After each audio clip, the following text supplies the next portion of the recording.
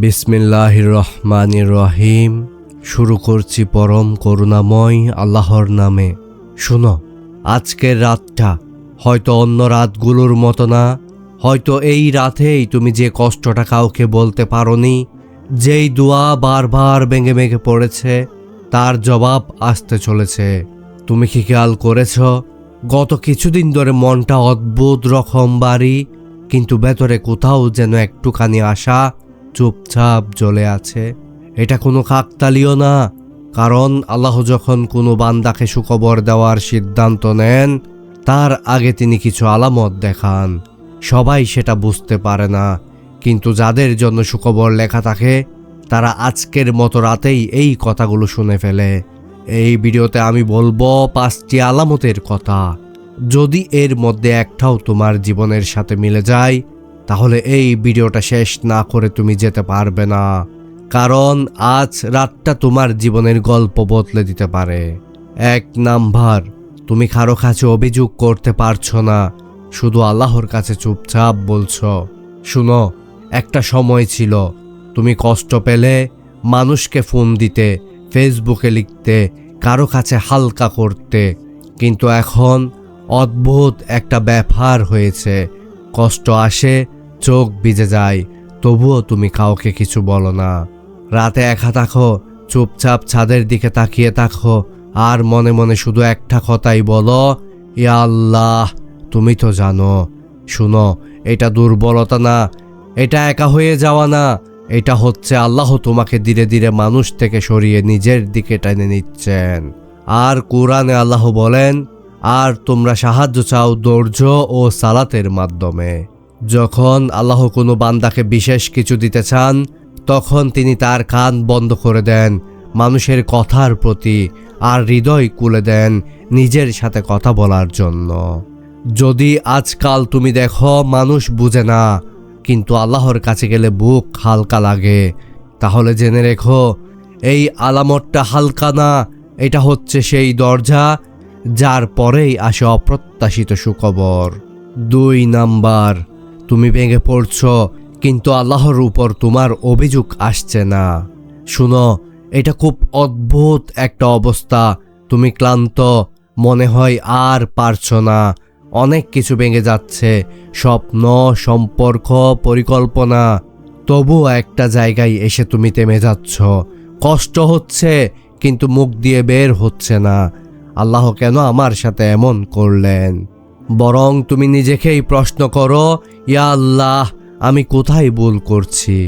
এই জায়গাটা খুব স্পর্শকাতর, কারণ বেশিরভাগ মানুষ কষ্ট পেলে প্রথমেই আল্লাহর উপর অভিযোগ করে, কিন্তু তুমি করছো না। এটাই প্রমাণ তোমার ঈমান ভাঙেনি, বরং পরিশুদ্ধ হচ্ছে। রাসূল সাল্লাল্লাহু আলাইহি ওয়াসাল্লাম বলেন, যখন আল্লাহ কোনো বান্দার কল্যাণ চান, তখন তাকে পরীক্ষায় ফেলেন।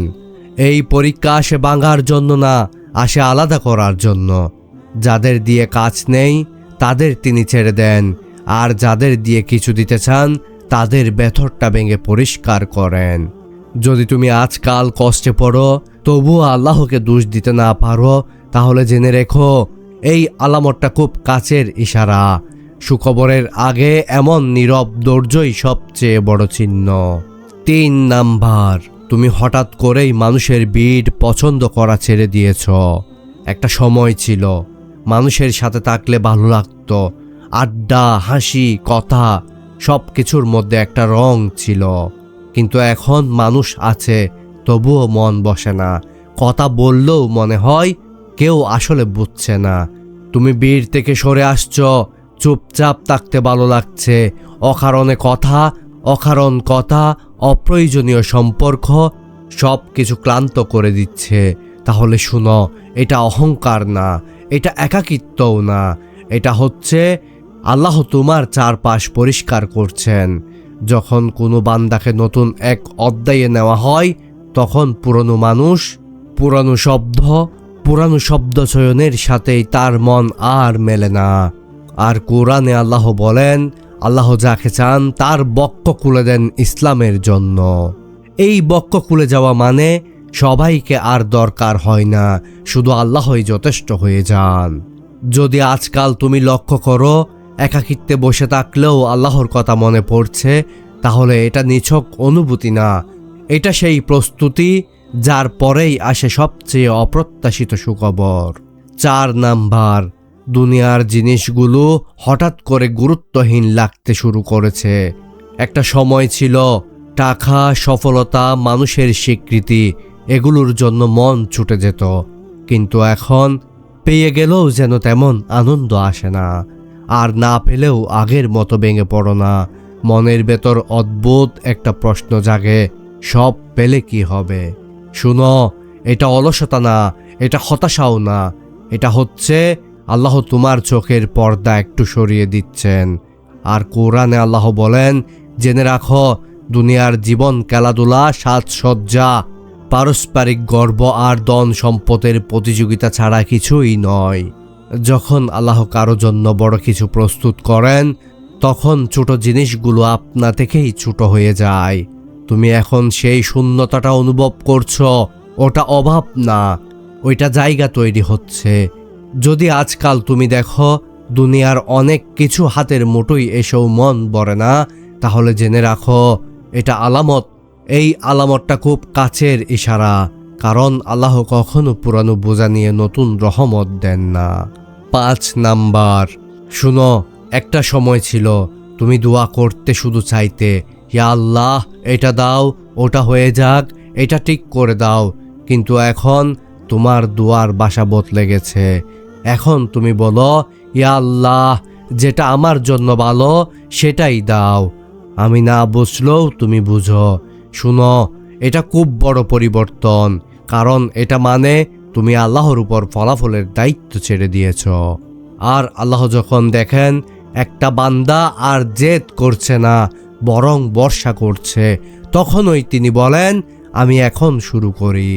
আর কোরআনে আল্লাহ বলেন, যে আল্লাহর উপর ভরসা করে আল্লাহ তার জন্যই যথেষ্ট।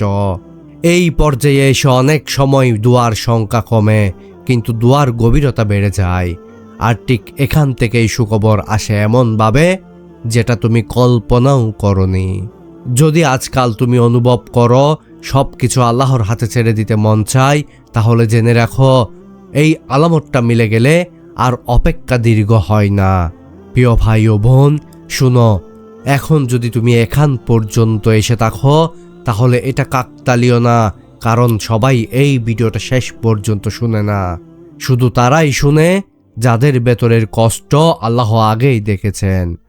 আজ রাতটা নিয়ে আমি তোমাকে একটা কথা বলি, আল্লাহ যখন সুখবর দিতে চান, তিনি আগে শব্দ কমিয়ে দেন, মানুষ সরে যায়, দুনিয়া ফিকে লাগে, আর বান্দা শুধু বলে, ইয়া আল্লাহ আমি আর কিছু চাই না, তুমি থাকলেই চলবে। ঠিক এই মুহূর্তেই আল্লাহ বলেন, এখন সে প্রস্তুত, হয়তো সুখবরটা আজ রাতেই আসবে। কেউ একটা ফোন দেবে, কোনো দরজা খুলে যাবে, অথবা তোমার বুকের ভেতর বারটা হঠাৎ করে হালকা হয়ে যাবে। মনে রেখো, সব সুখবর শব্দ করে আসে না, কিছু সুখবর আসে শান্তি হয়ে, আশ্বাস হয়ে, নতুন শক্তি হয়ে। আজ রাতে ঘুমানোর আগে একটা কাজ করো, কাউকে কিছু বলো না, শুধু আল্লাহকে বলো, ইয়া আল্লাহ আমি জানি না কি আসছে, কিন্তু আমি বিশ্বাস করি তুমি ভুল কিছু লিখো না। আর তারপর নীরবে অপেক্ষা করো, কারণ যে বান্দা ধৈর্য ধরতে শিখে যায়, তার জন্য আল্লাহর সুখবর আর বেশি দূরে থাকে না। প্রিয় দর্শক, যদি এই ভিডিওটা তোমার চোখ ভিজে দেয়, তাহলে বুঝে নিও আজ রাতটা শুধু রাত না, এটা তোমার জন্য লেখা। আর ভিডিওটি ভালো লাগলে আমাদের চ্যানেলটি সাবস্ক্রাইব করে দিও এবং তোমার প্রিয়জনদের সাথে ভিডিওটি শেয়ার করে দিও।